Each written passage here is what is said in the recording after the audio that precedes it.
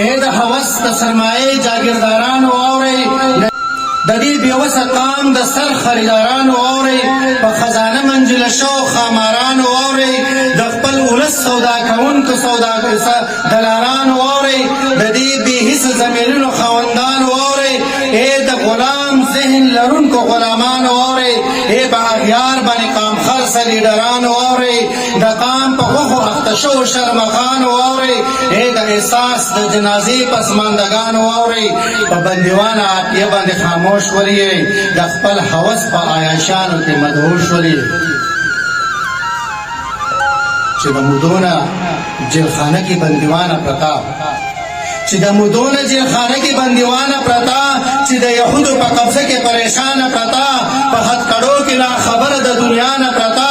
د بېوسۍ په ورځو شپو کې سرګردانه پرتا، چاودلې شونډې ببر سر د پخوانه پرتا، ډوبه د اوښکه سمندر کې د ستومانه پرتا، ستاسو د لاسه دردېدلې د بېشانه پرتا، د تمبو شاته ګیلمنه د هر چانه پرتا،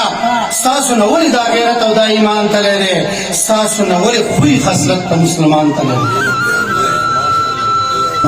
دوري تیاری دي تنهایی ده چرته ورور نشته دی، خپله قصه چې ورته وکړي چرته خور نشته دی، ستا په دې حال ستا په سلګو به څوک ماتم ونه کړي، پردی وطن دی پکې چرته ستا غمخور نشته دی، ستا په لاسونو او پښو کې کړۍ پرتې دي، ستا د وجود دغه زخمونو نه ټکور نشته دی، ستا د دیدن په ارماني ستړي دنیا نه لاړه، ته یې په تمه د دیدن یې هغه مور نشته دی، حافظ ستا دې ستمونو ته مې ډېر وژړل، ستا رالېږلو پیغامونو ته مې ډېر وژړل.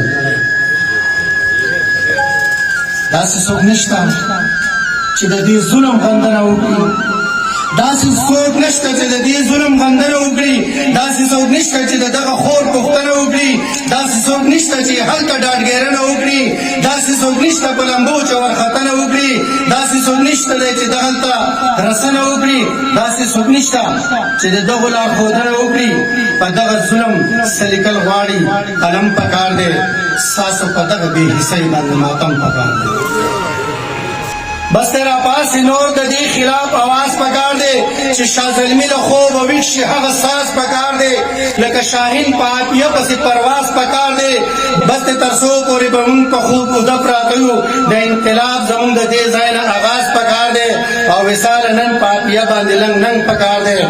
د خپل ضمیر سره په دې خبره جنګ پکار دی.